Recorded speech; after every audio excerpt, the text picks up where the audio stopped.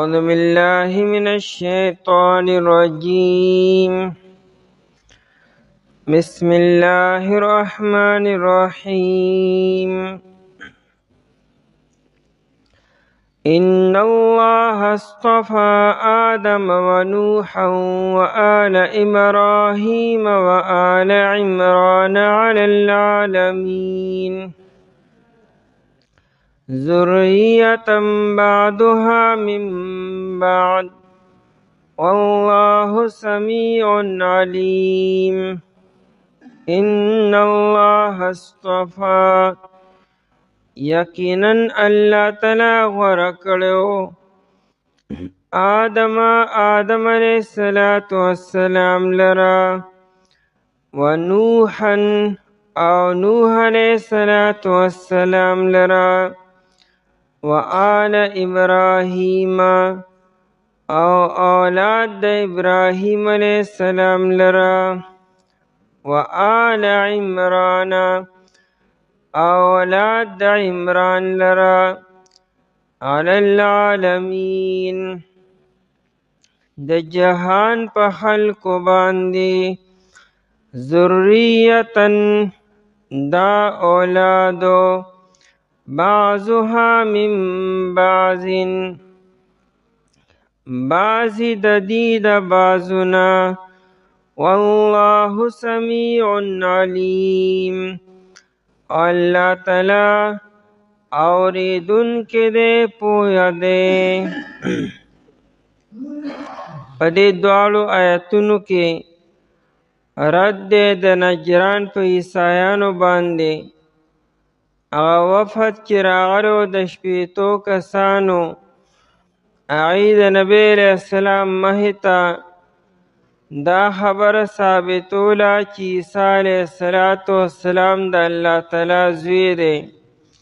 وی ځکه موږ د عیسی علیه السلام تعظیم کو احترام کو.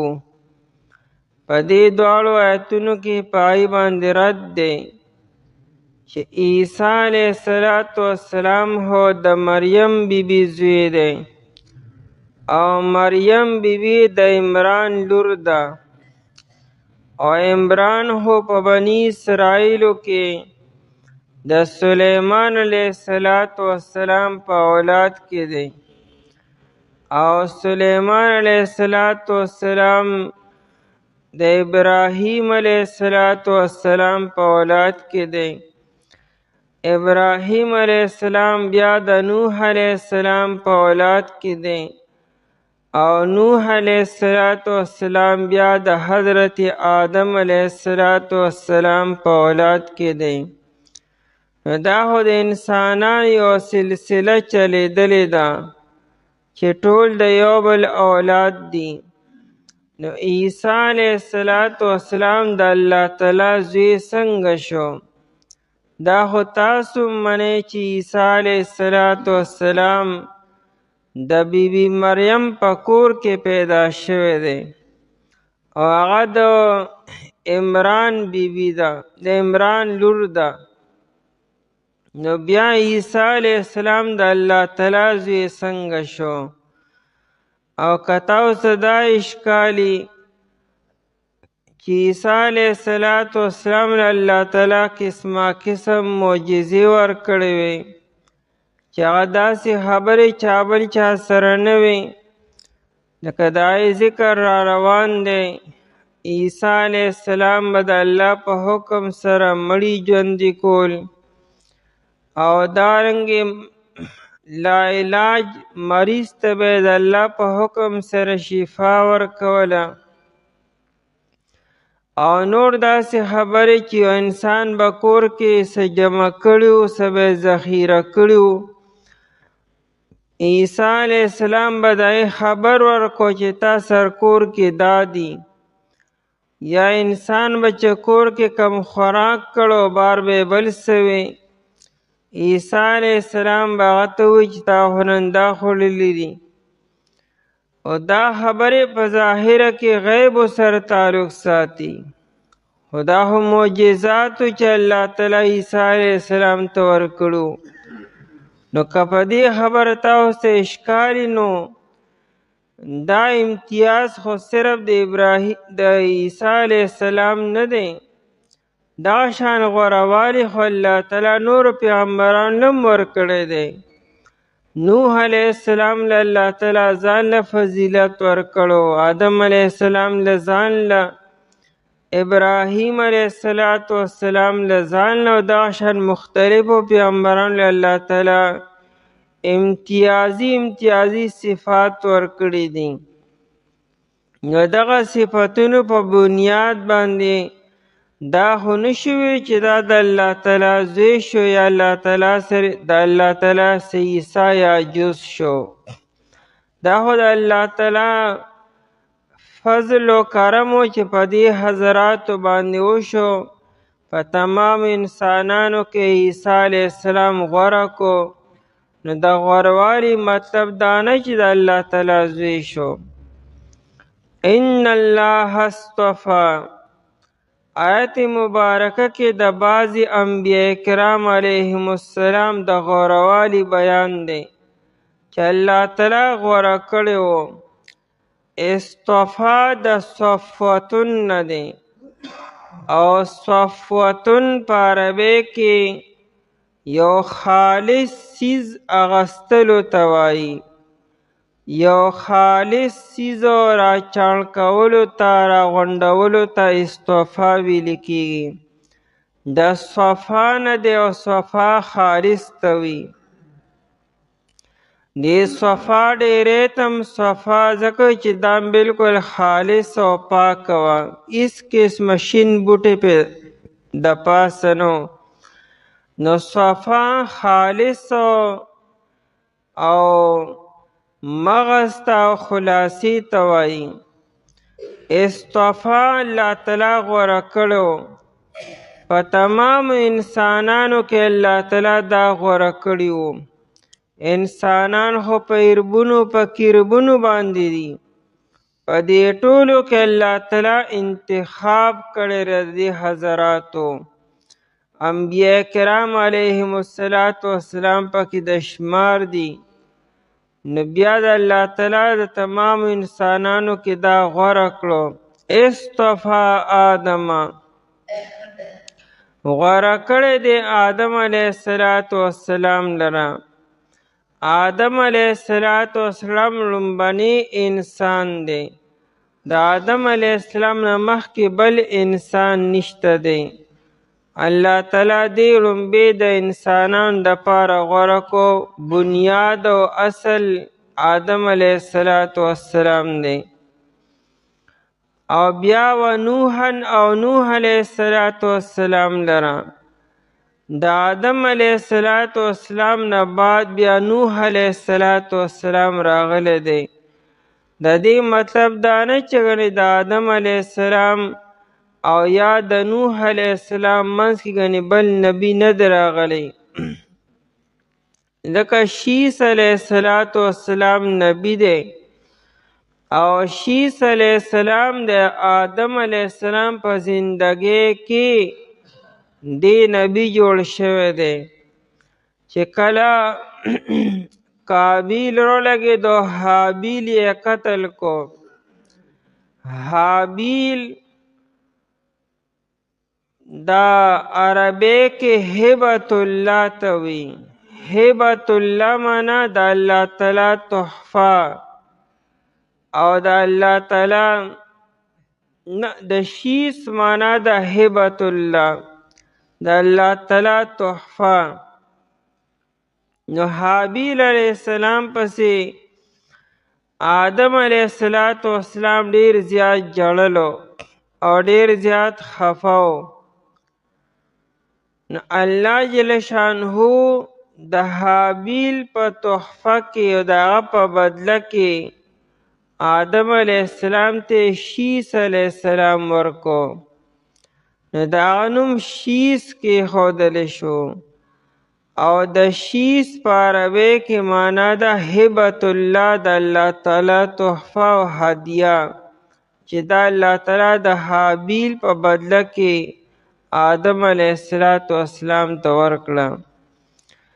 نو دا شیس علیہ السلام د آدم علیہ السلام په زندګۍ کې دی نبی جوړ شو. او امام ابن عساکر په خپل تاریخ کې تاریخ ابن عساکر چې په تاریخ دمشق باندې مشهور دی پورا مستقل باب یې لیکلی دی چې جبریل علیه السلام راغی نور فرشتي راغلی چې کله آدم علیه السلام وفات کېدو د وفات نه مخکې نو آدم علیه السلام او شیس علیه السلام ته وصیتونه وکړو چې ګوره آدم علیه السلام نه مونږ روح اخلو بیا به له مونږ غسل ورکو بیا به ورته کفن اچو بیا به قبر کې داخلو به جنازه وپیکو. نو شیس علیه السلام ته دا ټولې طریقې وښودلې چې دې ته وګورئ چې مونږ څه کو او بیا به تاسو خپل اولاد سره انسانانو سره دغه طریقه به کوئ. دا د تدفین او د تکفینو په کفن کې د انغښتلو او په قبر کې د داخلولو دا چې څومره طریقې دي دا هغه جبریل علیه السلام شیس علیه السلام ته وښودلې او دا هغه نه بیا دا طریقې بیا را روانې دي. نو نوح علیه السلام او د آدم علیه السلام منځ کې نور انبیا هم راغلي دي لکه شیس علیه السلام شو. د ادریس علیه السلام باره کې اختلاف دی. یو قول دا دی چې دا د نوح علیه السلام نه مخکې راغلی دی او دویم قول دا دی چې نه دا د نوح علیه السلام نه وروستو راغلی دی. نو ونوحا او نوح علیه السلام لره نوح علیه السلام آدم ثانی دی او اول الرسل دی. په رسولانو کې لومړنی رسول دا نوح علیه السلام دی. آدم علیه السلام نبی دی او نوح علیه السلام رسول دی.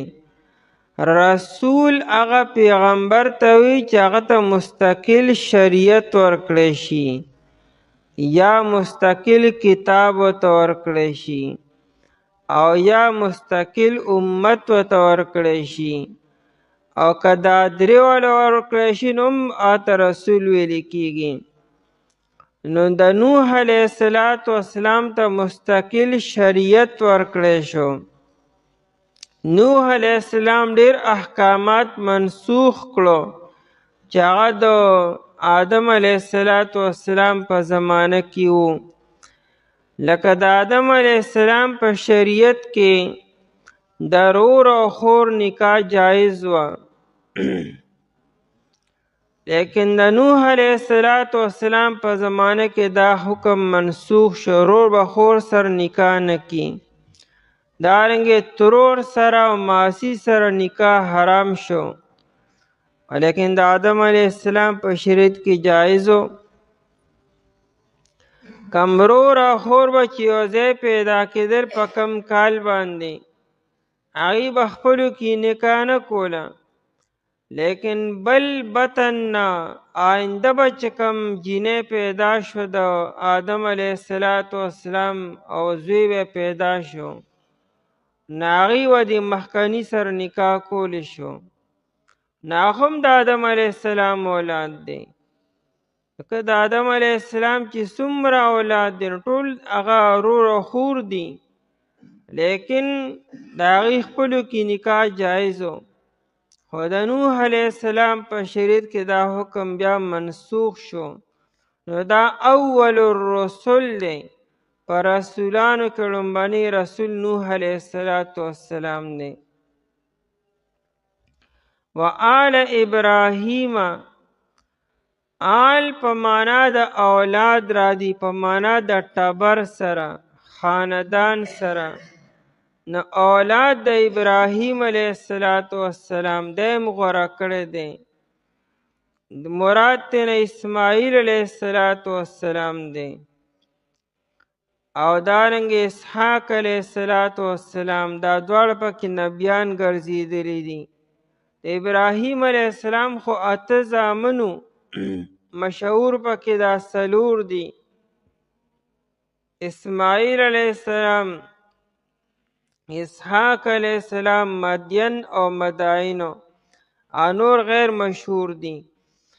نو دا دو پکې ډیر زیات مشهور، دا پکې نبیان هم دي، دا الله تعالی غوره کړي دي.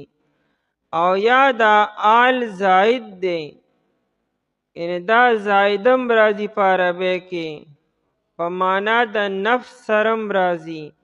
نو مراد تینا بذات خود ابراهیم علیه السلام شو، یعنی آل ابراهیم اغا ذات د ابراهیم علیه السلام دیم اللہ تعالی غوره کړی دی. دته ابو الانبیاء وی، د انبیاء کرام علیهم السلام والد سیبو. که د ابراهیم علیه السلام نه بعد چې څومره انبیاء کرام راغلی دي، که بنی اسرائیلو کې دی او که بنی اسماعیلو کې دی، ټول د ابراهیم علیه السلام په اولاد کې دي. و آل عمران، او آل د عمران یعنی اولاد د عمرانو. عمران نبی نو، عمرانو د بیت المقدس امامو، او دارنګ د بنی اسرائیلو حاکم او بادشاہو. یو بزرگ شخصیت او چې د بیت المقدس امام.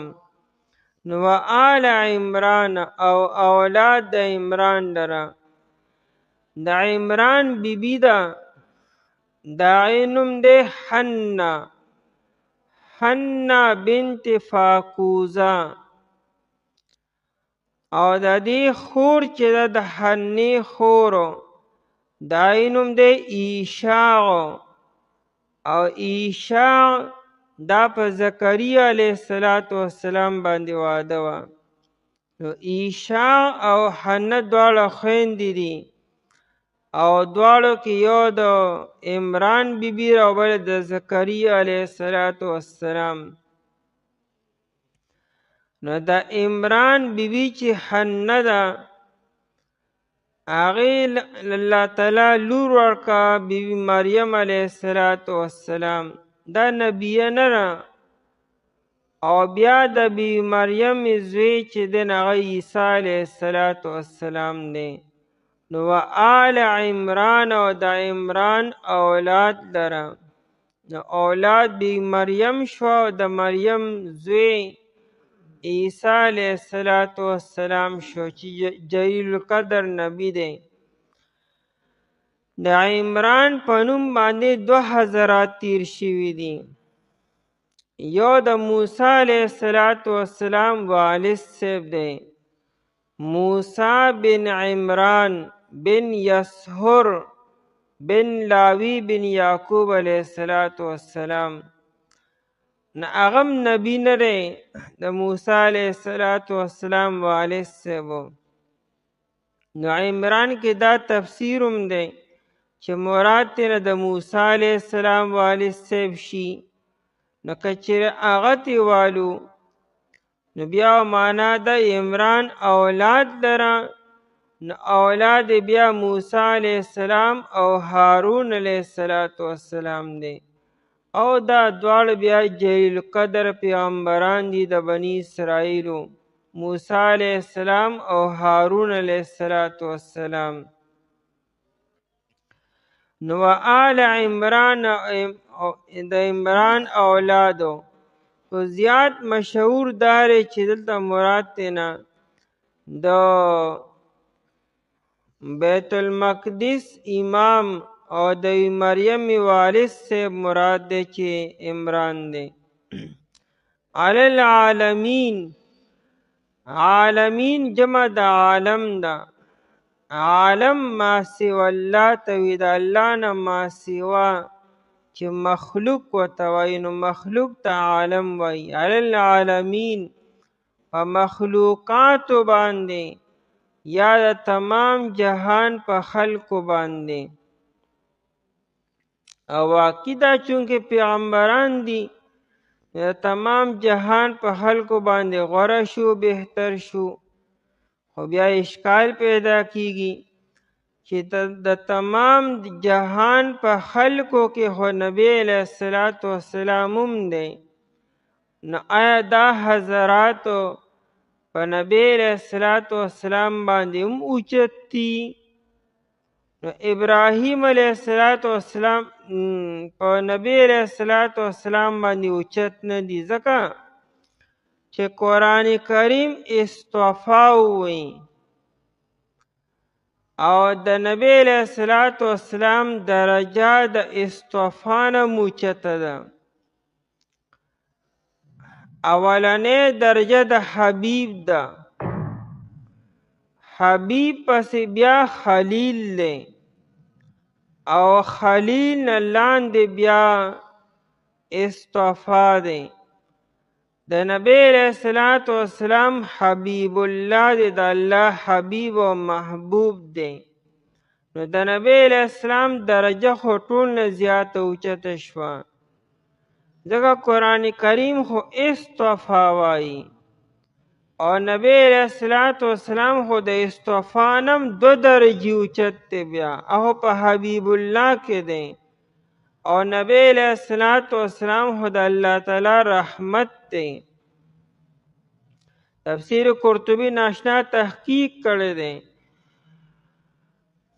وی ټول انبیاء کرام علیهم السلام د رحمت د پاره پیدا دي یعنی الله تعالی دنیا ته رالیږلي دي چې ردی په ذریعه سره خلکو ته رحمت ملو شي او نبی علیه السلام بذات خود په خپل رحمت دی وما ارسلناک الا رحمتا او مونږ ته نه لیږلي مګر رحمتو نبی علیه السلام په خپل رحمت دی او حدیث کې نبی علیہ السلام فرمائی انی انا رحمت مهدات زه الله تعالی رحمت ګرځولې ما ان دا نه وي چې زما په ذریعه سره خلکو ته الله تعالی رحمت ورکي وی زه به ذات خود الله تعالی رحمت ګرځولې ما او مهدات د هدیې نه دی زه د الله تعالی یو هدیه او تحفه یم چې الله تعالی تاسو له درکړې ما دغه قرآن کریم وی لقد من الله علی المؤمنین اذ بعث فیهم رسولا دا الله تعالی په مؤمنانو باندې په خلکو باندې ډېر لوی احسان وکړو چې الله تعالی داسې ښکلی پیغمبر دنیا ته راولېږو نبی علیہ السلام د الله رحمت دی په خپل بذات خود دی او د الله تعالی راتنو یو هدیه او تحفه یو ډالۍ دا گفت دی چې الله تعالی دی خلکو ته ورکړی دی نبی علی العالمین کې نبی علیہ السلام د سره داخل نه دی نو لومړنۍ درجه د حبیب او د رحمت ده دویمه درجه بیا د خلیل ده او دویمه درجه بیا د ابراهیم علیه السلام شته د الله تعالی خلیل دی اتخذ الله ابراهیم خلیلا قرآن کریم وی او بیا دریمه درجه بیا د اصطفا دی نو قرآن کریم خو ان الله اصطفا وایي الله غوره کړي دا حضراتو نو درجه وروسته شو بیا او یا دا به وایي چې علی العالمین علی عالمی زمانهم دغه زمانی چې کوم خلکو په هغه ټولو کې الله تعالی دا حضرات بیا غوره کړو نو بیا څه اشکال پاتې نشو آدم علیه السلام الله تعالی غوره کړی دی نو د آدم علیه السلام د غورهوالي په 5 خبرو باندې دی لومبې دا چې الله تعالی دی په خپل لاس باندې پیدا کړو ځکه قرآن کریم وی خلقته بیدی ما دی په دې خپل لاس باندې پیدا کړی دی. خلقته بیدیا، یا چې ما دې په خپل لاس باندې پیدا کو په بهترین شکل او په بهترین صورت کې. او دویم دا چې الله تعالی آدم علیه السلام ته د تمامو اسماء نمونه ورکړو، علم یې ورته ورکړو. وعلم آدم الاسماء كلها، دا دویم غوروالی دی. او دریم غوروالی د آدم علیه السلام فرشتو ته الله تعالی حکم وکړو چې آدم علیه السلام ته سجده وکړي. او دریم څلورم دا چې آدم علیه السلام د مرګ نه مخکې الله تعالی په جنت ته بوتو او جنت یې ورته وښو. عام انسانان خو چې کله دنیا کې خپل زندگی پوره کړي او مرګ ول راشي بیا به ځي جنت ته. انبیاء کرام علیهم السلام هم دغه شاني، لیکن آدم علیه السلام هغه شخصیت دی چې لا مرګ نه دی راغلی او بیا جنت ته بوتو. نو دا بل فضیلت او غوروالی شو. او پنځم دا چې الله تعالی آدم علیه السلام ابو البشر وګرځو. د تمام انسانانو سلسله د آدم علیه السلام نه شروع شوه. دا څونه لوی فضیلت دی چې لومبني انسان آدم علیه السلام. دا خبره سه اتفاقا خو نه ده، خو د الله تعالی د باندې ډېر خاص فضل وشو چې هغه لومبني انسان یې وګرځو. په نوح علیه السلام یې غوره کړی دی. نو دې هم په پنځو خبرو غوره کړی دی. لومبنۍ خبره دا چې دیم ابو البشر شو، ځکه د نوح علیه السلام په قوم طوفان راغی او طوفان د وجې نه تمام انسانان هلاک شو. سیر در زامن او چې چا په ده باندې ایمان راوړو هغوی پاتې شو. هغوی نور مؤمنانو بیا وفات شو، د هغوی نسل ونه چلیدو. او د نوح علیه السلام چې کوم درې زامن دي، حام، سام او یافس، د دې نسل الله تعالی مخکې وچلو. نو دا بیا ابوالبشر شو، د انسانانو پلار شو، ورنه انسانان خو مکمل ختم شو. او دویم دا چې الله تعالی دې ډېر اوږد عمر ورکړو، تقریبا 1260 سالو، 1260 کاله دا د عمر دی. او نبی علیہ السلام فرمائی توبا لمن طال عمره وحسن عمله، خوش قسمت انسان هغه دی چې دغه عمر اوږد وي او عمل یې ښکلی وي. دا ډیر عمر هم د الله تعالی فضل او احسان دی چې عمر د الله تعالی ډیر درکړي، خو چې څه پکې وکړي هغې هسې نه چې عمر دې ډیر دی او هېڅ دې پکې مو نه کړو، تش په خوب دې تیر کړو، نو بیا خو بیکاره شو. نو عمر ډیر خو چې کار پکې هم ډیر وکړي، عمل پکې ښکلی وکړي، نو دا د الله تعالی فضل دی. او دریم دا چې الله تعالی د دعا قبول کړه. نوح علیه السلام د مؤمنانو د پاره هم دعا وکړه، د کافرانو د پاره هم، چې خدای د کافران تباه کړي، څوک پاتې نه کړي، او د مؤمنانو ته مغفرت وکړي.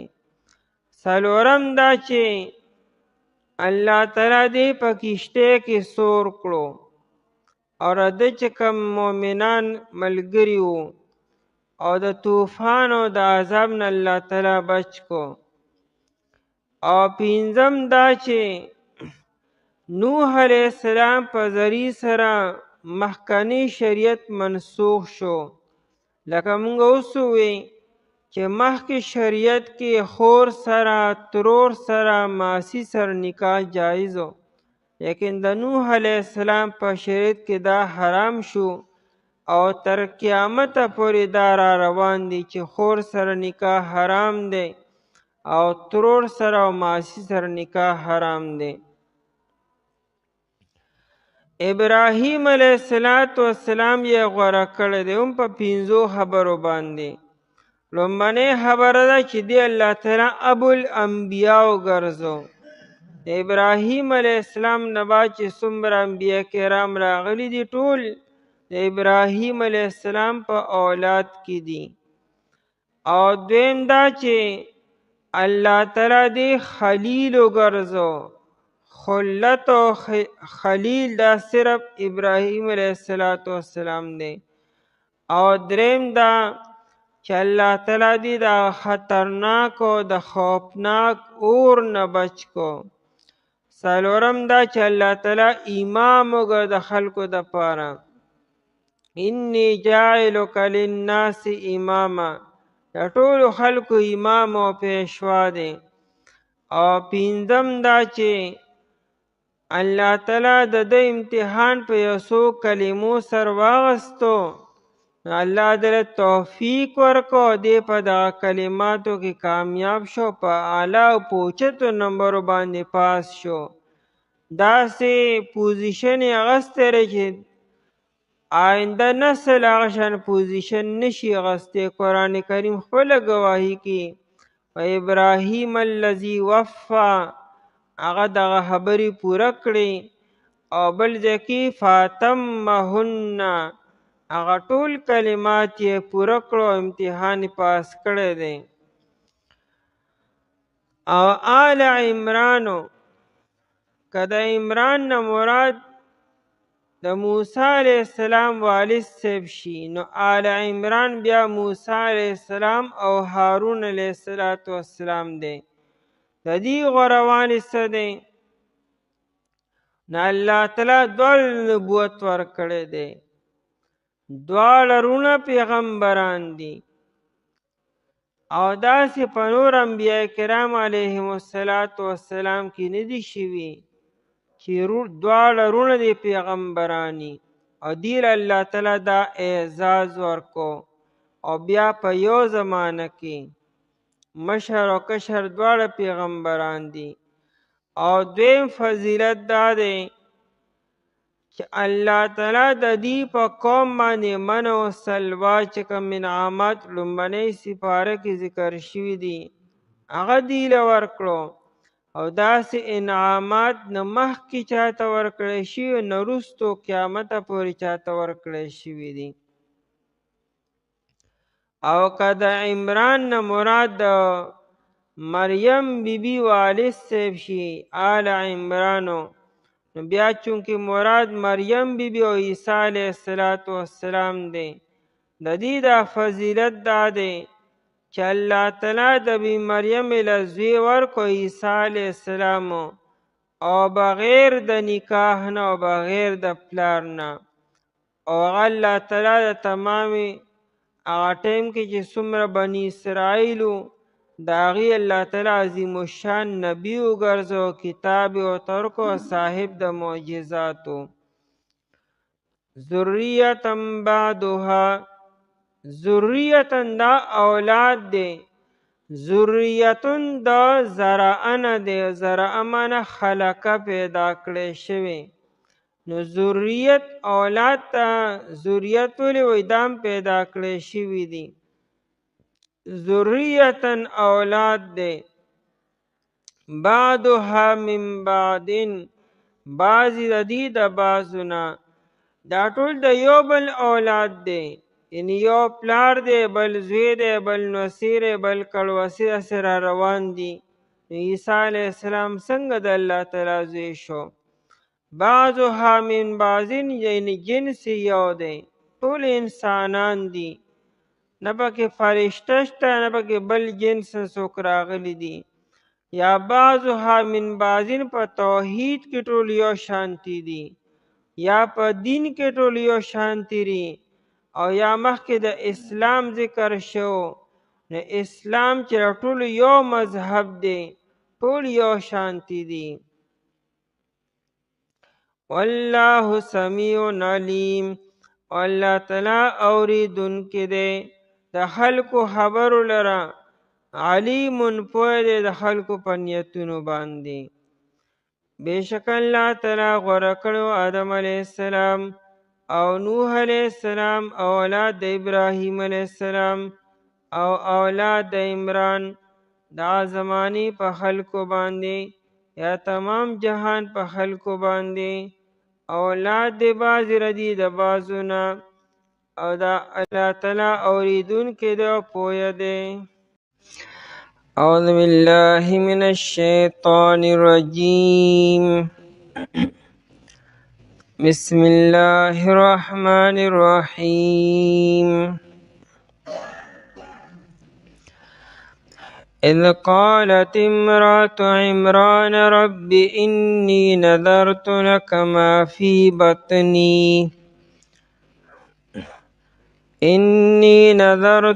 ما في بطني محررا فتقبل مني إنك أنت السميع العليم. فلما وضعتها قالت رب إني وضعتها أنثى والله أعلم بما وضعت وليس الذكر كالأنثى وإني سميتها مريم وإني أعيذها بك وذريتها من الشيطان الرجيم. إذ قالت امرأة عمران کلا چوی بی بی د عمران رب اے رب زما انی نظرتو یقینا ما منخت کړی دا لکه خاص تا د پاره ما د هاسو فی بطنی چې په خیټه زما کې دی محررن آزاد کړی شوی فتقبل منی پس قبول کا زمانہ انک انت السمیع یقینا تخ اوریدونکی العلیم پویی. فلما وضعتها پس هر کلا چې دی وزیږه دی حمل لرا قالت دیوی رب زما انی وضعتها یقینا ما زیږول دی لرا انثى جنې والله اعلم الله تعالی خپویږي بما وضعت په هغه څه چې د زیږول دی وليس الذکر او نه دی هغه هلک کالانثی په شان د دې جینۍ وانی سمیتها او یقینا ما نوم ایښودی د دې مریم وانی اعیذها او یقینا زه پناه کې ورکوم دی لره بک دستا وذریتها او اولاد د دې لره من الشیطان الرجیم د شیطان رټلی شوي نه. د دې ځای نه د عیسی علیه السلام د نیا چې د عمران بیبي د حنه بنت فاکوزه هغې یو منښته کړې وه که چېرې الله تعالی ماله نارینه اولاد راکو نه به زه وقف کوم به د بیت المقدس د خدمت دپاره هغه به خالص د بیت المقدس د خدمت دپاره به وي. الله تعالی هغې له د هلک په ځای جینۍ ورکړه او هغه جینۍ د بیت المقدس ته خدمت دپاره وقف کړه. بیا دغه جینۍ چې وه د هغې نوم مریم و او د هغې د بطن نبی عیسی علیه السلام پیدا شو او عیسی علیه السلام الله تعالی نبی جوړ کو.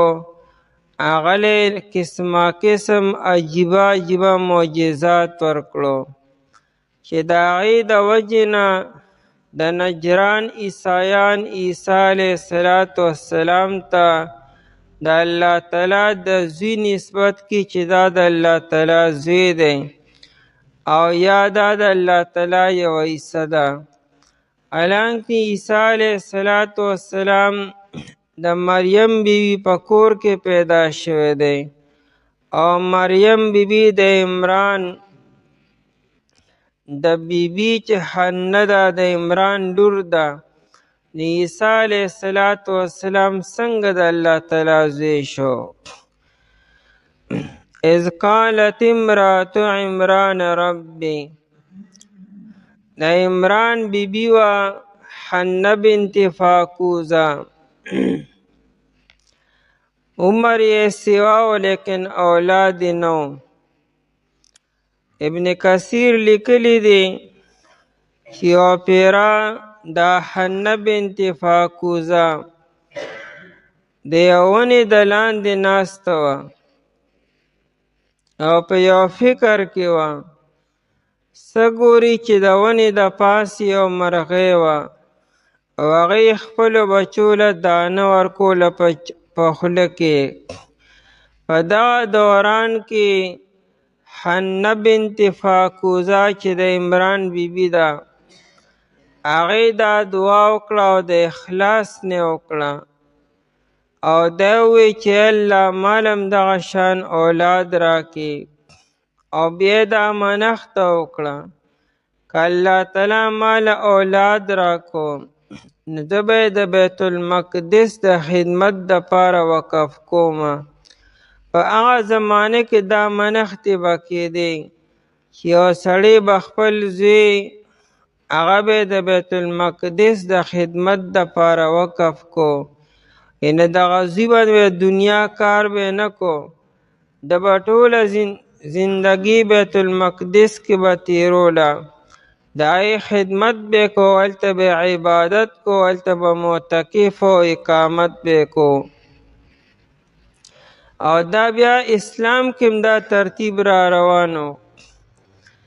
امام ابن العربی په سراج المریدین کې لیکلی دی چې کله په 4مه صدۍ کې عیسایان بیت المقدس ته رالو داخل شو او په بیت المقدس باندې قبضه کوله، نو د هغې د راتلو نه مخکې په بیت المقدس کې 1000 زنانه وې چې نیکانې صالحانې عبادت ګزارې چې هغې خپل ځان بیت المقدس دپاره وقف کړو. دی په بیت المقدس کې پاتې کېدې، هلته به کې به د الله تعالی عبادت کو او 3000 د هغه زمانې نیکانو صالحان نارینه چې په هر اعتبار سره برابرو نیکانو صالحانو عبادت گزارو، نو 3000 اهل علم و عبادت گزار په بیت المقدس کې وو او 1000 زنانه وې.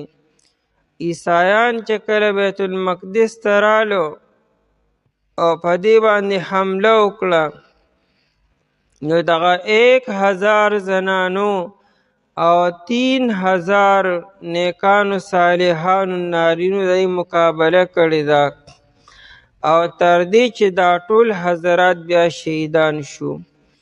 نو په اسلام کې دا ترتیب را روانو چې بیت المقدس د خدمت دپاره به خلک تلو. امام غزالی رحمت الله علیه په بغداد کې نظامیه کې استاد و مدرس و بهترینو او تدریس یې پرېښودو او لاړو بیت المقدس ته او بیت المقدس کې معتکف شو. دا احیاء العلوم چې د امام غزالی صاحب کتاب دی بهترینو، دا کتاب امام غزالی صاحب په بیت المقدس کې لیکلی دی. داسې ډیرو حضراتو به بیت المقدس ته به تللو او هلته کې به پاتې کېدل. نو مریم بیبي مور چې ده حنه بنت فاکوزه، د هغې خاوند عمران بن ماسانو، دیم د بیت المقدس امامو. نو هغې دا منښته وکړه چې که الله تعالی ماله اولاد راکو نو زه به د بیت المقدس د خدمت دپاره وقف کومه. الله تعالی دا د امید نه کړه او دې دوران کې خاوند یې وفات شو عمرانو، او د بیت المقدس امامو. نو د دې دا منښته او دا نظر نورم پوخ شو، ځکه دې دا وی چې زما د خاوند کم کار و چې هغه زما اولاد جاري وساتي چې هغه هم د بیت المقدس بیا امام شي او د بیت المقدس خادم شي. نو دا منښته یې وکړه چې الله تعالی که دا حمل زما چیرې زه چې د امید نیمه که چیرې دا الله تعالی مال راکړو نو زه به بیت المقدس دپاره وقف کومه. او اشاره دې طرف ته وه چې الله تعالی مال نارینه اولاد راکړي، ځکه دغه زمانه کې به د بیت المقدس د خدمت دپاره به جینکۍ نه وقف کېدې، هلکان به وقف کېدل به، او داسې منښته په هغه زمانه کې جایز وه. د الله تعالی شانو هغه ماشوم چې کله پیدا شو نو هغه د هلک په ځای جینۍ پیدا شوه. حنې ډېر د افسوس اظهار وکړو او د خپل فریاد اظهار یې وکړو چې ای الله ما خو ستا نه هلک غوښتی و، چې کوم مقصد دی هغه مقصد خو د جینۍ نه پوره کیږي، هغه د هلک نه پوره کیږي، ځکه جینکۍ د جومات خدمت کم ځای کولی شي. د دې زندگی داسې را مسایل داسې زندگی نازک وي، نو یو جینۍ به په بیت المقدس کې څنګه وخت تیری. نو که دې لپاره هلک وي نو ډېره مناسب به وه، زما دا منښته پوره شوې وه. اوس حنې بنت فاکوزه ته څه پته وه چې دا کومه جینۍ خوش قسمت او بختوره ده، هغې ته د دې بخت کم ځای معلوم و. نو هغې د عام معمول مطابق د خپل افسوس اظهار وکړو چې دا جینۍ هلک ته کم ځای کې رسیدی شي. خو بیا به خیر چې څه شي وه خو شوي وو. هغې له یې نوم کېښود مریم، او د هغې دپاره یې دعاګانې وکړه چې الله زما دا اولادو د شیطان د شر نه محفوظ کړي، ځکه حدیث کې راځي هر یو ماشوم چې دنیا ته راشي نو شیطان هغه باندې چونګار لګي، شیطان هغه مسه کوي، ځکه خو دا ماشوم چغه وهي وجاړي.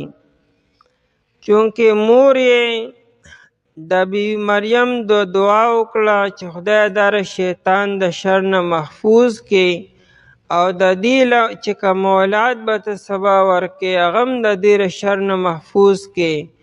نو حدیث کې راځي نبی علیه الصلاة والسلام فرمایي چې الله تعالی عیسی علیه السلام د شیطان د دې شر نه محفوظ ساتلو.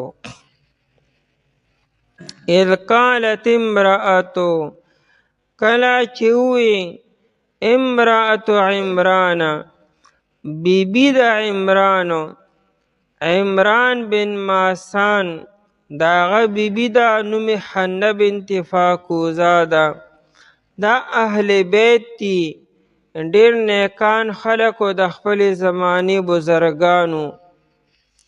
امرات عمران بیبی د عمرانو دا په حالت د حمل کې بیا وی رب اے رب زما انی نظرت لک بیشک ما منخت کړی رستا د پاره دعا چې شروع کې پر رب سر شروع کا دا رب اسم اعظم دی په دې سر چې کومه دعا وختي شغل الله تعالی قبلی قرآن کریم کې چې څومره دعاګانې راغلی دي اکثریت پکې په ربنا او په رب سر شروع شوي دي ربنا آتنا فی الدنیا حسنه ربنا آتنا من لدنک رحمتا دارنګې رب انی لما انزلت الی من خیر فقیر موسی علیہ السلام دوارا رب انزلنی منزلا مبارکا وانت خیر المنزلین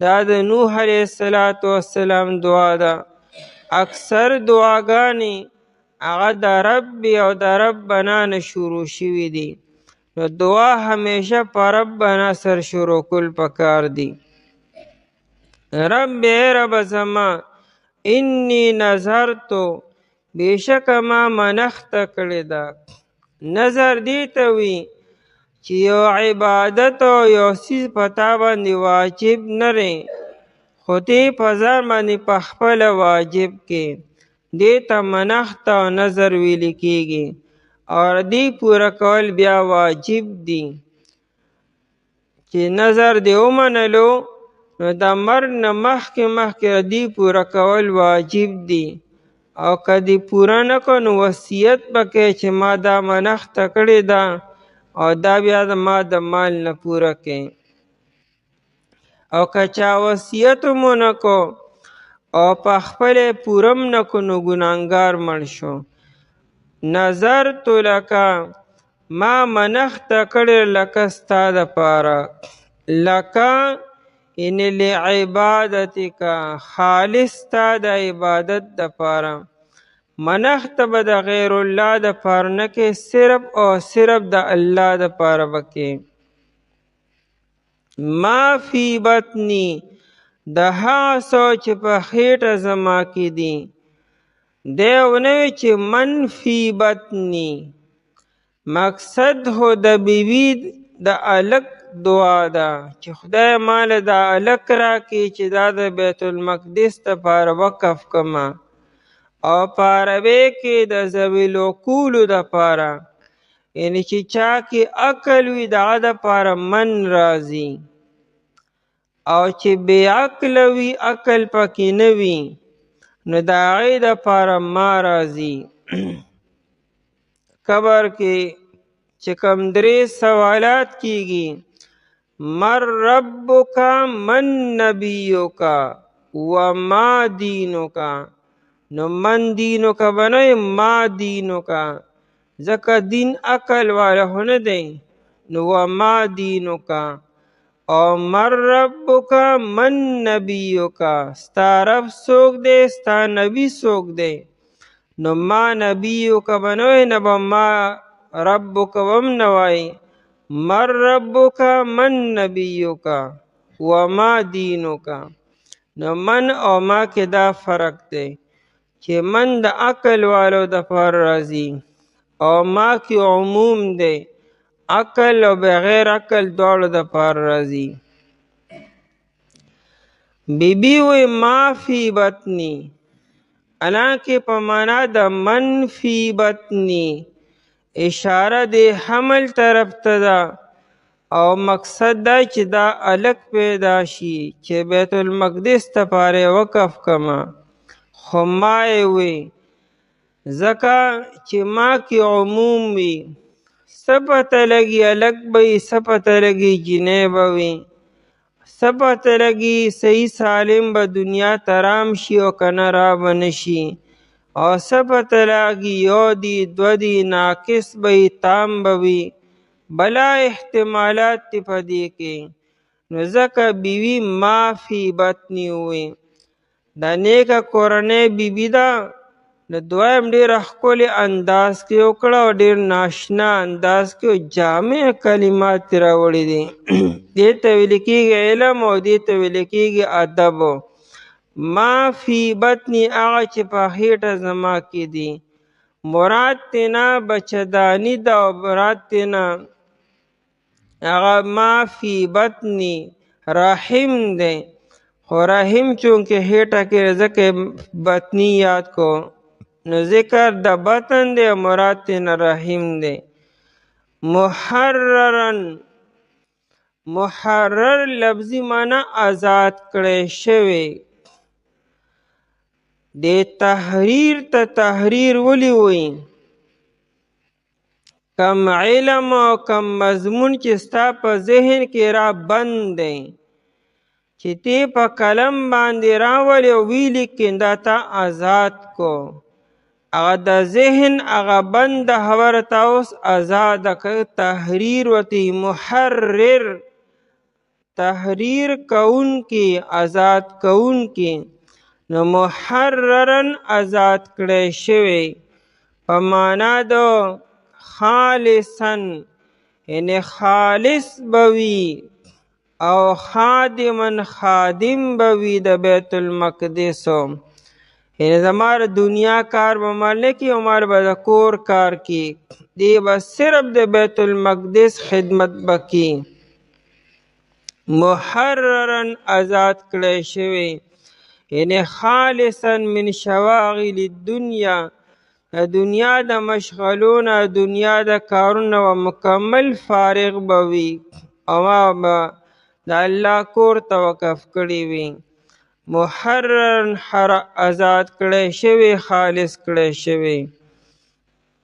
فتقبل منی پس تی قبول کی زمانہ. تقبل معنا په تکلف سره قبلولو. تقبل هغه ځای کې راځي چې ته چاته یو هبه یو هدیه پیش کوي یو تحفه ورکوي، خو دا تحفه او دا هدیه د هغه شای نشان او د هغه سره مناسب نه ده، خو ته هغه ته منت او سماجت کوي چې ټیک ستا شان سره مناسب نه ده، خو که تا قبول کو نو په ما باندې به دې احساني. دې ته ویل کېږي تقبلو. لکه ته یو بادشاه ته وړونده کې تحفه پیش کوي نو بادشاه سره تحفو څه کمی دی، خو ته د بادشاه احسان په ځان منی چې زمانه قبول کړه. ځکه چې بادشاه وی چې نه په دې څه کومه نو مونږ الله تعالی ته دعا کو او دارنګې د مریم بیبي مور الله ته سوال کی چې خدای تی زمانه قبولم کې، ځکه چې تی نه قبل زه خو زور زبردستی نشم کولی. فتقبل منی پس تی قبول کی زمانه. دینه دا آداب معلوم شو.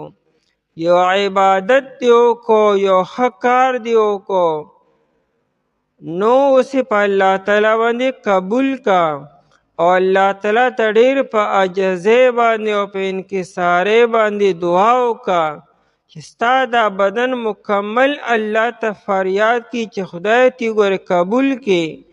زه ناقص ما زما هر څه ناقص دي، زما عبادت به هم ناقص وي او ستا شان ډېر لوی دی.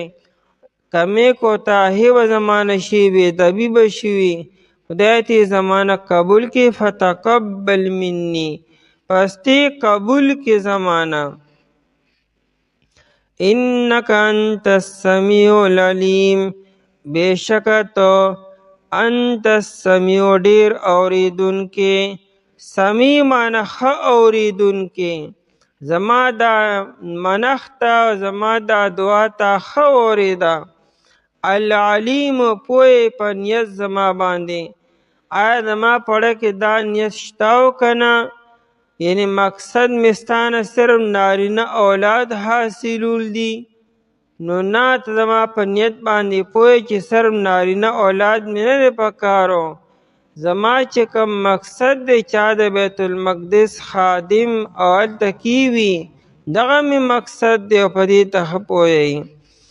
فلما وضعتها پس هر کله چې دی وزیږو دی حمل لره هغه حمل په خپل ټیم باندې پیدا شو چې کله وزیږو هغه جینۍ پیدا شوه دی د افسوس اظهار وکړو نو قالت دی ووی رب ای رب زما انی وضعتها بیشک ما زیږولی دی د حمل لره انثی جینۍ ما خو جینۍ پیدا کړله او مقصد خو زما څه نور څه نو دا دې د افسوس او د حسرت اظهار کو او یو عذر پیش کو الله تعالی ته والله اعلم او الله تعالی خپویږي دا جمله معترضه ده یعنی دا خو نه چې ګنې الله تعالی ته پته نه وه چې د مریم بیبي مور منښت رسه کړې وه دعا یې دسه کړې وه نیت یې څه او الله تعالی وله څه ورکړو نو دا نه چې ګنې الله تعالی نعوذ بالله یا غلط شو یا خطا شو یا بس وشو کار نو هغې غوښته یو څه ملو بل څه شي ورسره نه الله ته ښه پته وه چې د دې منښت سره او مال ورکول څه پکار دي بما وضعتو په هغه څه چې ده زیږولی دی الله تعالی سره د علم داسې وکړو نو ولې الله تعالی چې دې له کوم اولاد اوس ورکو نو دا د هلک نه 1000 درجې بهتر دي ټیک ته الله تعالی دې له هلک هم ورکولی شو هغه به هم یو عالم شوی به و د بیت المقدس امام به و بېشکه لیکن دې له چې الله تعالی کومه جینۍ ورکړه او بیا د هغې د بطن نه چې الله تعالی به کوم اولاد پیدا کی به نو هغه به ډېر لوی شان والا نبي وي چې عیسی علیه السلام ته وي نو هغه ته خو د هلک نه رسي ولیس الذکرو او نه دی هلک کل انثی په شان د جینۍ ولیس الذکرو یعنې دی چې کوم هلک غوښتي و کل انثی هغه د دې جینۍ په شانتې نه دی دی خو د هلک دعا کوله الله به ول ورکړی و لیکن دا کومه جینۍ چې و دې له الله تعالی ورکړه دې ته ونه رسېدو چې دې کې الله تعالی کم کمالات او کم صفات یې ښودلي ولیس الذکر نه دی هلک هغه چې دی غوښتی دی کل انثی په شان د جینۍ هغه چې دی له ورکړی شوه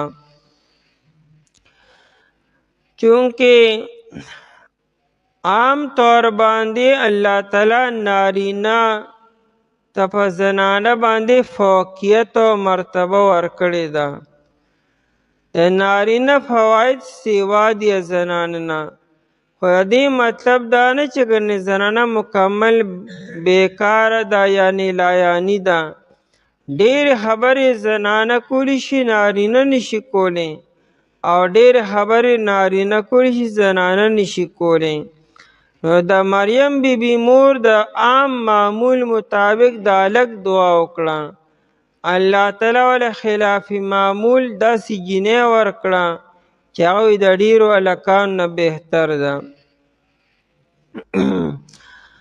په دې بیبیانو کې په زنانو کې هم داسې زنانې تېرې شوي دي نبی علیه السلام فرمایي کمل من النساء ما لم یکمل من الرجال داسې زنانه کمال ته رسیدلی دي چې هغه کمال ته نارینه نه دي رسیدلی داسې زنانه هم شته دی لکه یو دا مریم بیبي ده دویم د فرعون بیبي آسیه بنت مزاحم رضی الله تعالی عنها او دریم عایشه رضی الله تعالی عنها یو قول کې فاطمه راغلی بل قول کې خدیجه الکبرا رضی الله تعالی عنها دا ډېر د کمال بیبیانې دي د دې بیبیانو مخې ته 1000 سړي هغه لوګي شه دې له چې الله تعالی کوم مقام ورکړی دی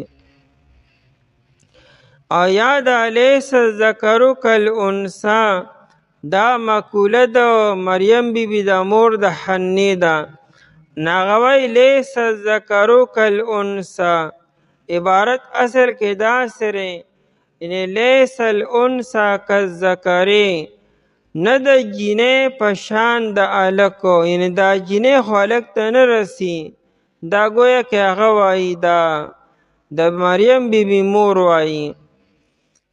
و انی سمیتها بهرحال جینۍ خو چونکې راغلی ده اوسه نور خو څه کیدی نشي او بیبي خو نیک عمل او صالحه ده نو جینۍ ته سپک نه ګوري چې دا څه وشو او د هغې دپاره د هغې د مستقبل فکر کی نو هغې له ډېر ښکلي نوم کېښودو او نوم یې وله مریم کېښودو. مریم معنا عابده او خادمه عبادت گزاره او خدمت گزاره. نوم یې وله داسې کېو چې دا به د الله تعالی عبادت بکي او د الله تعالی د کور خدمت بکی. دینه دا معلومه شوه چې ماشوم له به ښکلي نوم دی او چې په کومه ورځ پیدا شي په هغه ورځ به ورله نوم دی. بخاري کې روایت دی د نبی علیه السلام زوی پیدا شو ابراهیم. د نبی علیه السلام فرمایل چې اولیدلی اللیله غلام سمیتها باسم ابي ابراهیم وی زما نن شپه یو ماشوم پیدا شوی دی هغه له ما د خپل نیکه نوم ابراهیم کېښودو. دی وله په هغه شپه په څاړله ایښودی دی او که چېرې فرض که په هغه ورځ به نوم وله کېنځي نو بیا سنت دا دی چې بیا وله په اومه ورځ به نوم کېږده. بیا ابوداود شریف کې روایت دی نبی علیه السلام فرمایي چې یو ماشوم مرهون وي یعنې ګاڼه وي چې تر څو پورې هغه له تا نوم نه ایښودي نو په اومه ورځ باندې به هغه له نوم کېږدی او دارنګې حلق به وله وکړې ویښته به وله کټ کړې که هلک دی او که جینۍ ده هغه به چاندی سر وتلې او دا چاندي به بیا صدقه کړې. او دریم دا چې عقیقه وله وکړه که چېرې وس او طاقت دې وي. عقیقه بیا په اومه ورځ باندې وکړه مستحب دي که په اومه ورځ نی بیا په څوارلسمه وله وکړه که په څوارلسمه نی بیا په یویشتمه باندې وکړه. د دې درې ورځو په دې منځ کې به یې نه کې مستحب دا چې په دې اومه یا په څوارلسمه او یا په یویشتمه باندې وکړه. باقي ټول ورځې بیا یو برابر دي نو په اومه ورځ وله نوم کېږده بیا او نوم چې ږدې نو بیا معنادار کېږده داسې نوم چې هغه د ښکلې معنا وي. د انبیاء کرام علیهم السلام نوم شو د صحابه کرام رضی الله تعالی عنهم نومونه دا وله کېده که دا پاس شوي نومونه دي.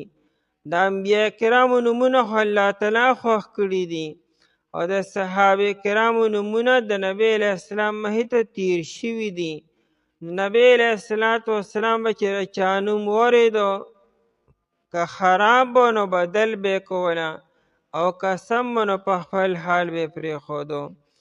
بیا وله نوم ښکلې معنادار کېږده. بس انی سمیتها مریم نبی علیه السلام فرمایي حق الولد علی الوالد وی د اولاد حق په مور او پلار باندې یو داره چې ان یحسن اسمه هغه له به نوم ښکلې مزیدار به کېږي چې معنی یې ښکلې وي او که چا غلط نوم ایښودی او له اوس بدل کې سبا قیامت کې به دیم اولاد تپوس کی چې ما نوم ولې خراب ایښودی. وإني أعيذها او بشک ز په پناه کې ورکوم دی لره. اعاذ یعیذ بل څوک د بل چا په پناه کې ورکولو. اعیذها زه په پناه کې ورکوم دی لره بیکه دستا و ذریتها او اولاد د دې. اولاد لا کم دی خوس ماشومه پیدا شوه چې دا بیا لویږي او بیا به د دې اولاد پیدا کیږي نو معدوم دی. هدایت نه معلومه شوه چې د مستقبل د معدوم دعاګانې هم کولی شي چې ستا یو ماشوم بچی دی او ته دعا کې خدای دې د نسلونه وبخي او د نسلونو نیکانو صالح د دعا هم کولی شي. ذریتها او اولاد د دې من الشیطان الرجیم د شیطان رټلی شوي نه د شیطان مردود نه. ځکه نبی علیه الصلاة والسلام فرمایي ما من مولود یولد الا مسه الشیطان حین یولد. هر یو ماشوم چې پیدا کیږي نو شیطان یې مسکی فیستحل صارخا دی چغه وخی الا مریم و ابنها. لیکن الله تعالی مریم بیبی دا ماشومه او د دې اولاد چې هغه عیسی علیه السلام دی هغه الله تعالی محفوظ ساتلی ځکه چې مور یې ډېر ښکلې ښکلې دعاګانې کړي دي. داسې بیبیانې پکار دي چې هغې د ماشوم په ماشوموالي کې په دعاګانو باندې شروع شي. هغه ماشومه راغلی را مور یې دونه فکرمند ده چې د دې د مستقبل او بیا د دې د اولاد او د آینده نسل د مستقبل فکر دی ورسره هغه هم د الله تعالی په پناه کې ورکي. وذریتها من الشیطان الرجیم او اولاد د دې من الشیطان الرجیم د شیطان رټلی شوي نه.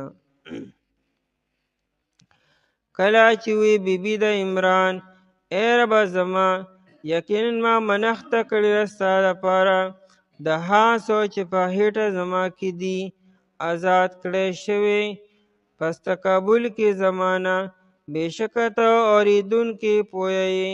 پس هر کله چې دې وزېږو دې حمل لره ووی دې ای ربه زما یقینا ما زېږولی دې لره جینۍ او الله تعالی ښه پوهېږي په هاسو چې دې زېږولی دی او نه دی هلک هغه چې په شان د جینۍ ده دي.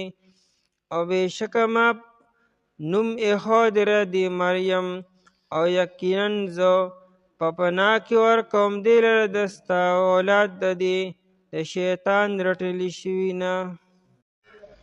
اعوذ بالله من الشیطان الرجیم بسم الله الرحمن الرحیم. فتقبلها ربها بقبول حسن وأنبتها نباتا حسنا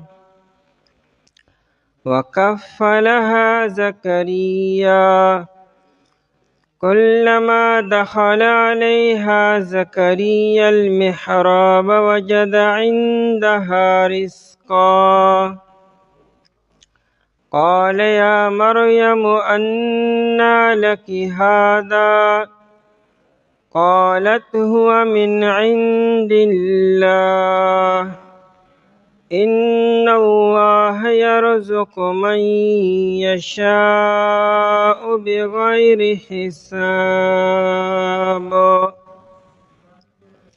فتقبلها ربها پس قبول کړه دی لره رب د دې بقبول حسن په قبلولو ښایسته سره وانبتها او الله تعالی لویه کړه دی لره نباتا حسنا په لویولو ښایسته سره وکفلها او اسپارلا دی لرا زکریا علیہ السلام تا کلما دخل علیها هر کلا چې داخل بشو پدی باندې زکریا علیہ السلام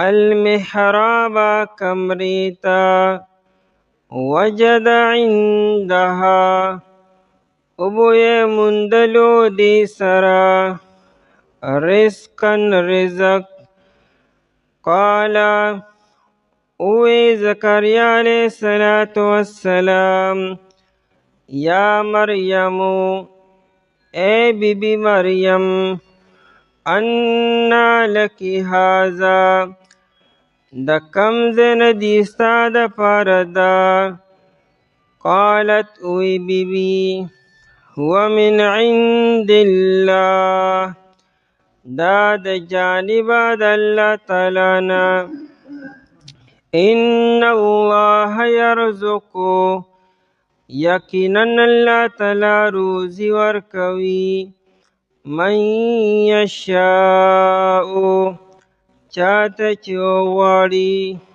بغیر حساب بغیر د مشقت نه. آیت مبارکه کې بیان دی چې د عمران بیبي حنا هغې چې کومه منښته کړې وه چې کمال الله تعالی اولاد راکو نو دا به د الله تعالی په نوم باندې به وقف وي او بیا الله تعالی ایله زنانه اولاد ورکو د جینۍ په شکل کې. بیبي د افسوس او د حسرت اظهار وکړو چې ما خو د بیت المقدس د خدمت دپاره او د عبادت دپاره منښته کړې وه او د هغې دپاره مناسب اولاد خو نارینه دی هلک دی او دا خو جینۍ ده. جینۍ د بیت المقدس خدمت نشي کولی او د دې نه مخکې هم چې ته داسې منښته نه ده شوې. بهرحال الله جل شانو فرمایي چې د بیبي د اخلاص او د بیبي د جذبې د وجې نه الله تعالی دغه جینۍ قبوله کړه او د بیت المقدس د خدمت او د عبادت دپاره یې قبوله کړه او الله تعالی د هغې د کفالت انتظام وکړو. زکریا علیہ السلام ته حواله کړه چې د وخت نبی و او الله تعالی د دغه نیکبختې سعادتمندې جینۍ کمالات او کرامات هم بیاني چې دغه جینۍ چې لا ماشومه وه دې له به الله تعالی بې مسمه مزیدار رزق ورکو او دا مسله څو پیرې وشوه. زکریا علیہ السلام چې دې له خوا لړو دې سره به خوا کې میوې پرتې وې. یو ورځ یې تپوس وکړو بیبي دا روزي د کم ځای نه او دا رزق د کم ځای نه راغی ځکه چې کفالت او پرورش د زکریا علیہ السلام په ذمه و او دې له خوا له بل څوک نشي تللی د زکریا علیہ السلام نه علاوه او بیبي سره په بنده دروازه باندې قسمه قسم میوې موجود دي. زکریا علیہ السلام د تعجب او د حیرانتیا په طور باندې تپوس کی چې بیبي دا روزي او دا رزق او دا میوه د کم ځای نه راله.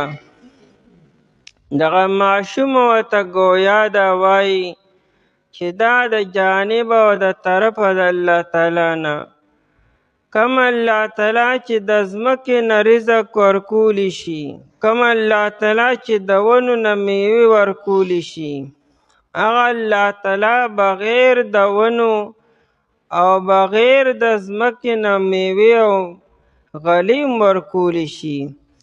لکه انسان چیرې هغه د ځمکې او د ونو محتاجه دی، لیکن الله تعالی په رزق ورکولو کې نه د ونو محتاج دی او نه د اسبابو محتاج دی. نو الله تعالی مال راکړي. زکریا علیه السلام خو د وخت نبی دی، خو دا نه چې په دې باندې څه شک یا شبهه کوله. او بیبي و ان الله یرزق من یشاء بغیر حساب. الله تعالی خو بې حسابه بې مشقت او بې تکلیف رزق ورکي. یې صرف مال نه، دنیا کې وګوره نور هم داسې مخلوقات شته چې هغوی له الله تعالی بې مشقت او بې حساب بې کتابه رزق ورکي. فتقبلها ربها، تقبلها قبول کړه دې لره ربها رب د دې. بیبي خو منښته کړې وه، حنه بنت فاکوزه چې د عمران بیبي ده، هغې خو دا منښته او نظر منلی و، لیکن الله تعالی د هغې د قبولیت تعبیر چې کینه گویا کې دا هدیه وه، یو تحفه وه چې بیبي دا هدیه او تحفه د الله تعالی کور ته ورکړې وه. هغه الله تعالی په ډېر ښه انداز باندې قبوله کړه. د هغې په شریعت کې داسې قسمه منښته جایز وه او داسې قسمه وقف جایز و چې هغې به د منقولي اشیا وقف بم کو. یعنې د ځمکې وقف خو مونږ هم کولی شو، ځمکه جومات له ورکولی شي، مدرسې له ورکولی شي، قبرستان دپاره وقف کولی شي. د وقف مطلب دا دی چې یو څیز ستا د ملکیت نه ووتو او دا د الله تعالی په ملکیت کې داخل شو. تمام هر څه مالک الله تعالی دی، لیکن مجازي ملکیت الله تعالی په څه درجه کې مونږ لم را کړی دی. نو مونږه یو ځمکه د الله تعالی په نوم باندې وقف کو. دې مطلب دا دی چې زمونږ د اختیارات او تصرفاتو نه ووتو، بس دا تر قیامته پورې وقف دی، دا بل څوک په خپل تصرف کې نشي راوستی. نو دغه شان به هغې خپل اولاد هم وقف کو به چې زما دا زوی دا د الله تعالی د کور دپاره وقف دی. څه مطلب و؟ څنګه چې جومات وقف دی، څنګه چې مدرسه وقف ده، دارنګې دا ماشومه وقف شوه. دا به زما په کور کې زما خدمت به نه کي او نه به د بل چا خدمت کی، نه به نوکري کې، نه به بل څه کی. دا به د الله تعالی په کور کې وي او هلته به خدمت کی، د الله د کور عبادت به کی، هلته به دا معتکف او مقیم به وي. نو د هغې په مذهب کې او په شریعت کې دا جایز وه. د بیبي مریم نه مخکې 4000 ماشومان دقه شانتې وقف شوي وو، خو زمونږ په شریعت کې دا جایز نه ده. نبی علیہ السلام فرمائی لا نظر لابن آدم الا فیما یملکو. ابن آدم د هغه څیز منښته کولی شي چې د کمې دی مالکي. چې ته د یو څیز د سره مالک نه تی منښته هم نشي کولی. انسان د دې خپل ځان هم مالک نه دی. دا مونږ سره دا خپل بدن هم امانت دی، مونږ د دې مالک نه یو چې مونږ یې څنګه خوښ یا شان به مونږ استعمالو، څنګه زمونږ غواړي یا شی نشو کولی. دې باقی تپوس کیږي ان لنفسک علیک حقا ولزوجک علیک حقا ولزورک علیک حقا. نبی علیہ السلام فرمی بخاری کی روایت تے د انسان د دې نفس په تا باندې حق دی، نو ستا نه به د دې حق باره کې تپوس کیږي. نو چې انسان خپل ځان نشي وقف کولی، نو خپل اولاد به څه وقف کی؟ اولاد هم تا سره امانت دی، هغه هم ته نشي وقف کولی. نو زمونږ په شریعت کې دا جایز نه دی یو سړی خپل زوی یا خپله لورو هغه جومات ته وقف کولی نشي. د وقف په شان معامله ورسره کولی شي، چېرې ما دې د الله دین دپاره وقف کو، څه مطلب و؟ په ده بس ټیک ته نور کار نه کوم، دین کار پې کومه، خو دا نه چې ګنې واپس یې نشي اخیستی، واپس یې بیا هم کور ته راوستی شي. دا د هغې په شریعت کې وه. فتقبلها ربها، پس قبول کړه دې لره ربها رب د دې. داسې تعبیر قرآن وکړو چې گویا کې دا یو تحفه وه، یو هدیه وه د حنا بنت فاکوزاره طرف نه.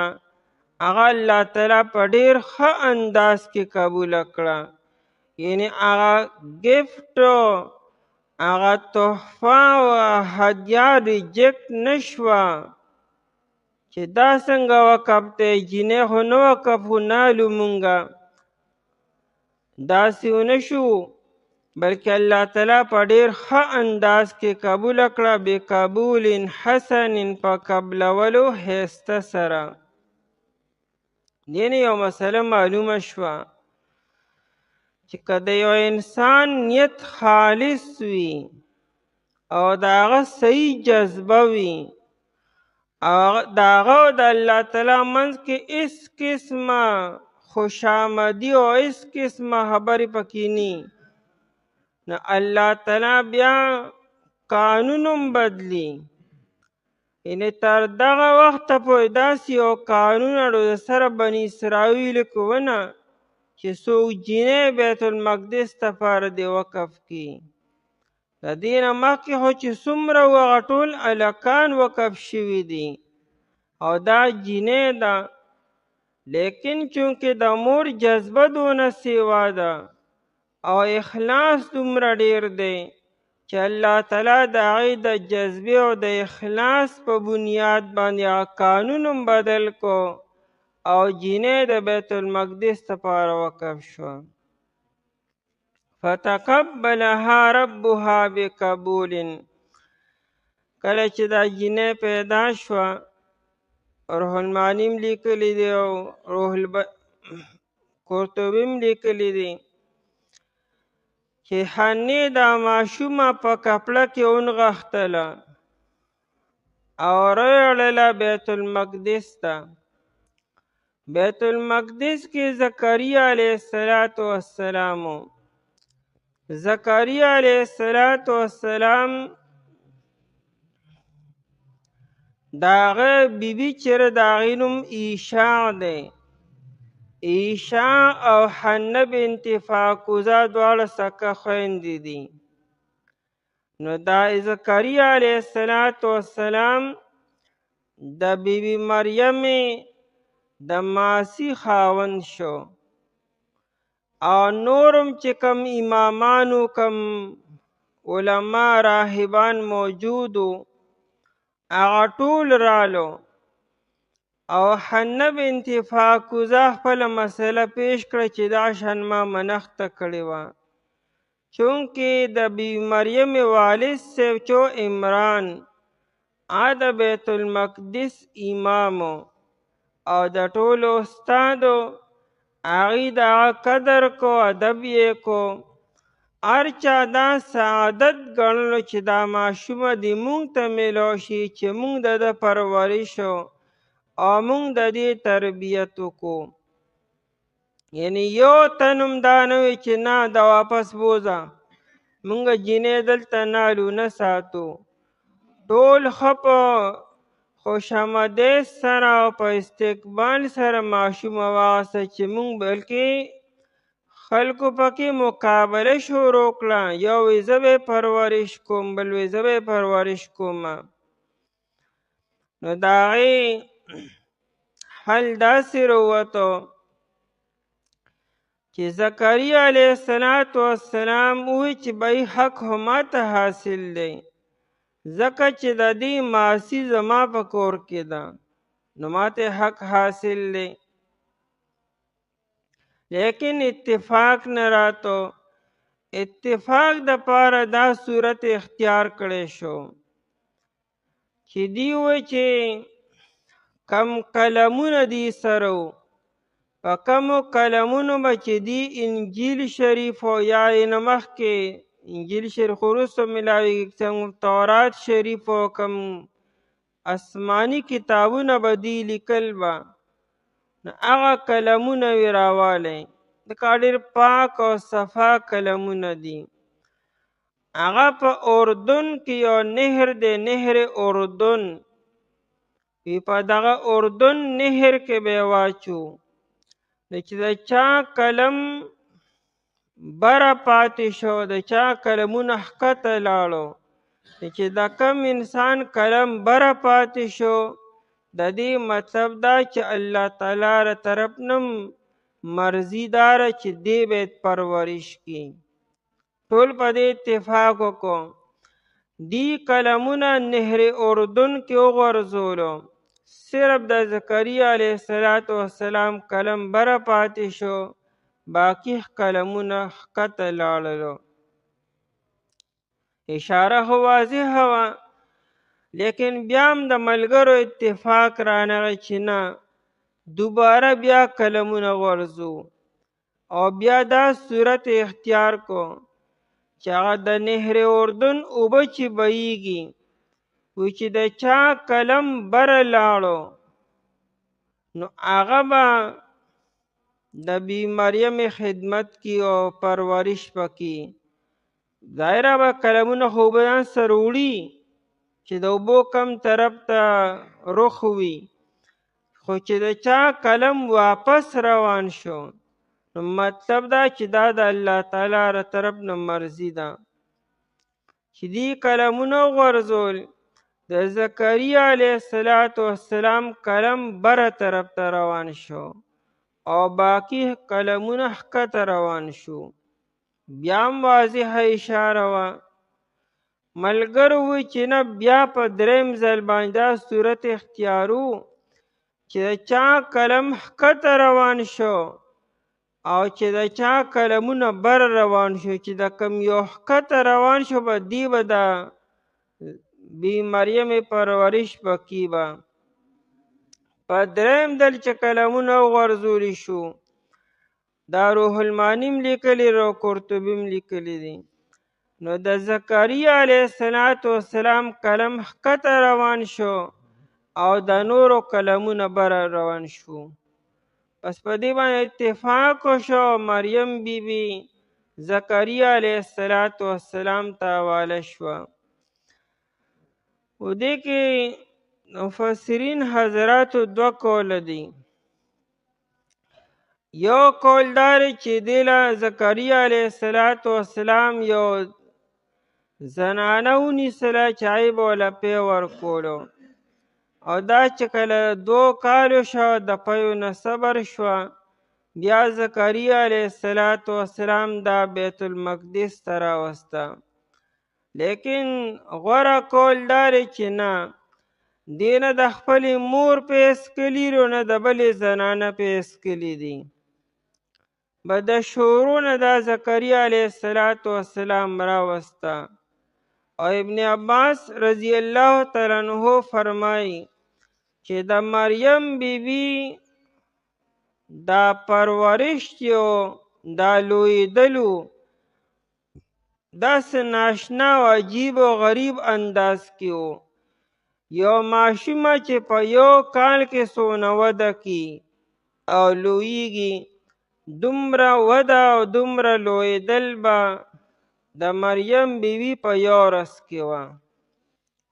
نو په یو څو ورځو کې مریم بیبي ښه ښکلی صحت برابر شو، دا لویه شوه، او زکریا علیه السلام دا راوسته بیت المقدس ته. او دا ممکن ده. عائشه رضی الله تعالی عنها بخاری کې روایت دی تر 9 کالو وه چې د رخصتۍ او د وادېدو قابله وه. د 6 کالو عمر کې ردی نکاح وشو او بیا چې دا د 9 کالو شوه د دې رخصتي وشوه د عایشې رضی الله تعالی عنها. په دې څوک اشکال ونه کړي چې 9 کالو جنۍ څنګه رخصتي کیږي. د عایشې رضی الله تعالی عنها د شورو نه صحت داسې شو، صحت داسې برابرو، پرورش او نشونما یې داسې شوې وه چې دا د 9 کالو بلکل پیغله جنۍ وه. وجه دا ده چې هغه زمانه کې خو نه امچوري وي، نه چپس و، نه چنچور و چې مور یې هم خوري او اولاد یې هم خوري، نه به څه لویه شي او د 20 کالو هم نه ښکاري. د هغې پرورش ښکلي انداز کې وشو، نشونما یې ښکلې وشوه او د 9 کالو پیغله جنۍ وه. نو د مریم بیبي نشونما هم ډېر ښکلي انداز کې وشوه. زکریا علیه السلام دا راوسته، په بیت المقدس کې دې لپاره یو کمره منتخب شوه. هغه کمره دومره اوچته وه چې هغې ته به لکه څنګه چې بیت الله شریف ته پوڼۍ لګي، سیړۍ لګي، دغه شان سیړۍ به هغې ته لګېدې. او زکریا علیه السلام به کمره کې دا کینوله، د بار نه به دروازه زکریا علیه السلام په خپله بنده کړه او بل هیچ چاته اجازت نه و چې دا دننه لاړه شي، بل څوک دننه لاړ شي. زکریا علیه السلام به چې ماښام یا ماخوستن کور ته راته، دا به یې ځان سره راوسته، سهار به بیا سره یې بوتله. نو زکریا علیه السلام به ټیم په ټیم د دې خیر خبر اخیستو، بل چاته اجازت نو. ابه چې راغی وبه یې کتل، مریم بیبي مخې ته و میوې پرتې وې. روح المعانی لیکلی دي چې د ژمي د موسم چې کومې میوې دي هغه به ورته په اوړي کې مخې ته پرتې وې، او د اوړي د ګرمۍ د موسم چې کوم میوې دي هغه به په سردۍ کې هغې ته مخې ته پرتې وې. او دا مشاهده بار بار وشوه، یو پیره نه دغه کلما راغلی دی، کلما کې تکرار، یعنی یو کار بار بار چې شوي وي. نو زکریا علیه السلام خیال راغی چې دروازه خو ما بنده کړې وه او دروازه یې ما کلو کړه، بل څوک راغلی نه دي، بل دا چې دا میوې خو په دې ښار کې دې وخت کې نشته، په دې ښار کې ځکه چې په دې علاقه کې نشته دی، نو دا میوې کوم ځای نه راغلې. نو بیا د مریم بیبي نه یې تپوس وکړو چې من این لک هذا، دا کوم ځای نه ستا لپاره دا میوې راغلې. هغې جواب ورکړو د الله له طرف نه. دا کرامت د مریم بیبي و. کرامات د اولیاءو حق دی، زمونږ د شرکایت دا مسله ده، کرامات الاولیاء حق، دا حق دی، دې نه انکار نه دی پکارو.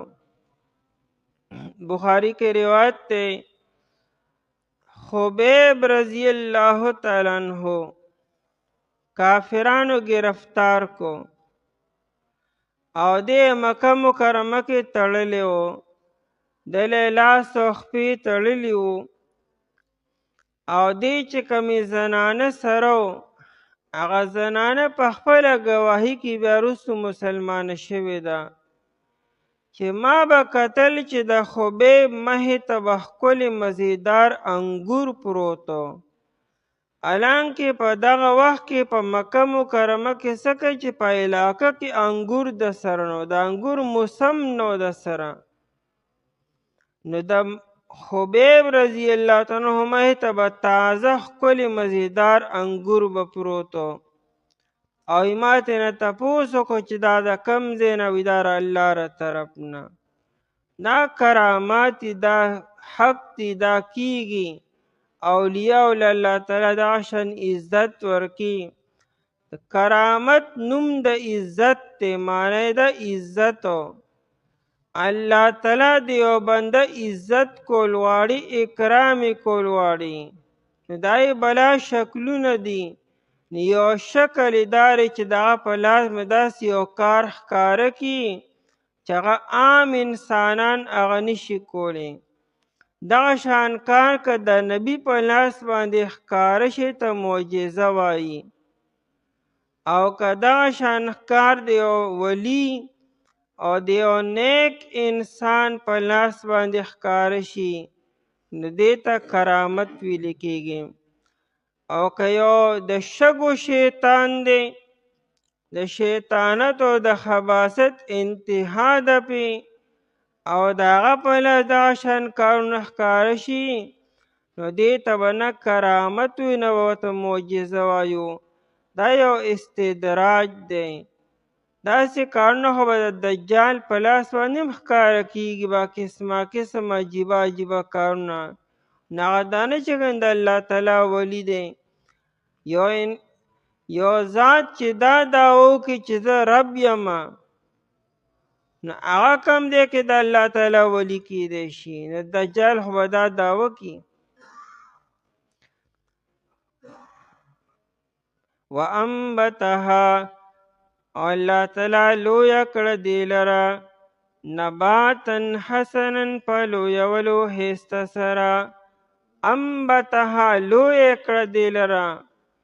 انبات اصل کې د ځمکې نه چې دا کم شینکي روځي، کم بوټي روځي، دې ته انبات او نبات ویل کېږي. نبات د ځمکې نه شینکي راوتو ته او د ګیا راختو ته ویل کېږي.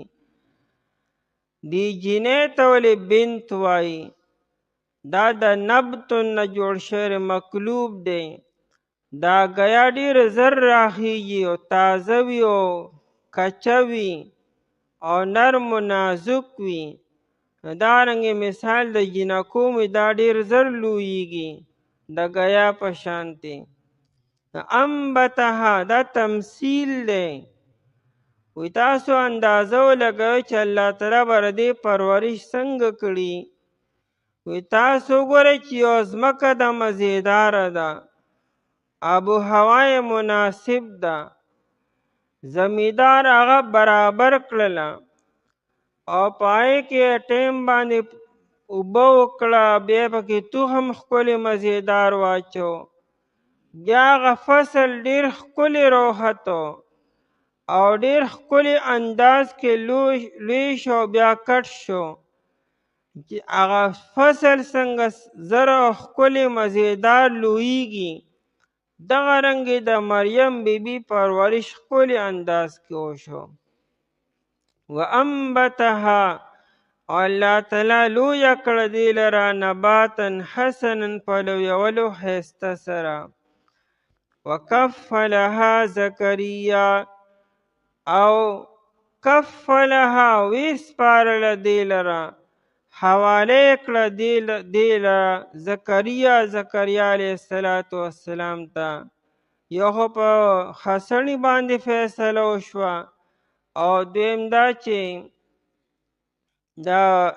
د ماسی هغه د ماسی د ده چې کوم بیبي راغه د دې مریم بیبي ماسیم د عیسی نو دغه هم یو وجه شوه.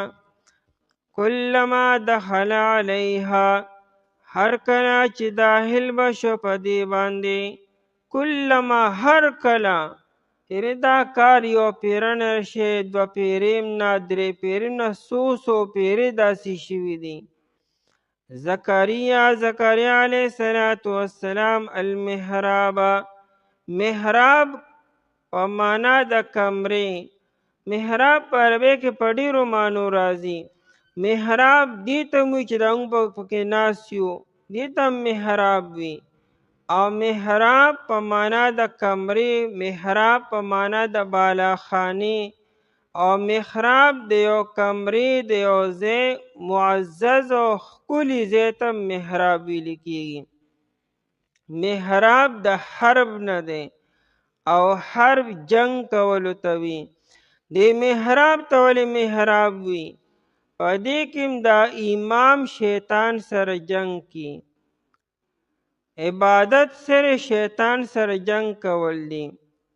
دلته کې محراب نه مراد دا محراب نه دی، بلکې دا یو کوډګۍ ده چې ځان له یو طرف ته وه. ځکه د محراب چیرې دا خو وفاء الوفا کې لیکلی دی چې د عمر بن عبدالعزیز صاحب رحمه الله سن 83 هجرې نه دا محراب شروع شو. د دې نه مخکې جماعتونو کې صرف نشانات به و، داسې محراب به نه و، یو نشان به و. دا محراب چې په دیوال کې دننه شو، باقاعده کوډګۍ جوړه شوه او باقاعده د کمرې شکل چیرې دا د عمر بن عبدالعزیز رحمه الله چې دا تابعی دی، د صحابو زمانه شاگردانو کې دی، دا هغه دې ترتیب شروع کو.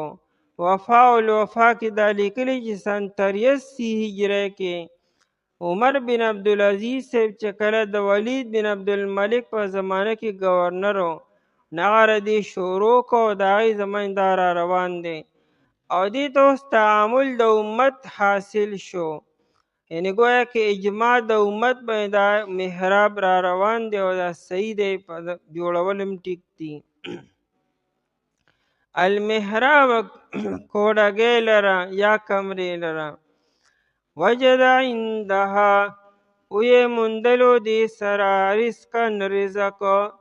رزقن کې دا تنین د پانه تعظیم دی، یعنی داسې معمولی رزق نه، خاص رزق چې جنت نه براغلو. او یو رزق معنا د علم هم ده، لیکن ښه خبر ده چې مراد نه دا میوجات دي. قال وی زکریا علیہ السلام یا مریمو اے مریم بی بی انا لکی هذا، یعنی من این لکی هذا، د کم ځای دا ستا دپاره، دا د کم ځای نه تاله رالو. ظاهره خبره چې کمره ما بنده کړې ده، دا میوې په دې موسم دلته کې شته هم نه. قالت بی بی وی هو من عند الله، دا د جانبه د الله تعالی نه. داسې ناشنا جواب ورکو چې زکریا علیه السلام هم خاموش شو. ان الله یرزقو، بېشک الله تعالی چې دی روزي ورکوي. معجم الکبیر کې روایت دی، یو پیره نبی علیه السلام وږی و، د خوراک دپاره سنو، کور کې هم سنو، او بی فاطمه رضی الله تعالی عنها کرم سنو. نبی علیه السلام فاطمه بی بی کرم وکتل، څه میلو نه شو. دې کې فاطمه بی بی له چا 2 روټۍ راولېږلې، لږه غوښه یو ټوکړه راولېږله. فاطمه رضی الله تعالی عنها د هغه روټۍ نه لږه حصه او غوښه په یوه رکیبې کې کېښودو، سر یې پرې پاسه کېښودو او نبی علیه السلام له یې ولېږو د حسن یا د حسین رضی الله عنهما په ذریعې سره. نبی علیه السلام خیال دا و چې لږ غوندې خوراک به راغلي، بی بی په خپله هم وږې ده او بچي هم وږي دي، نو واپس یې کړو چې تاسو یې په خپله وخورئ. لیکن فاطمه رضی الله تعالی عنها وویل چې نه، ما کور کې ځان له څه ایښودي او دا ستاسو لپاره دي. فاطمه رضی الله عنها چې د رکیبې نه سر اوچت کو، رکیبې ټوله د خوراک نه ډکه وه، ایکې روټۍ هم ښه ډېر وي او غوښه پکې هم ډېره شوې وه، حالانکې دونه پکې اچولې نه وه. نو فاطمه رضی الله تعالی عنها حیرانه شوه چې دې که خو ما دونه خوراک نه دی اچولی چې څونه پکې موجود شو. نو نبی علیه السلام تپوس وکړو، وی دا د کم ځای نه؟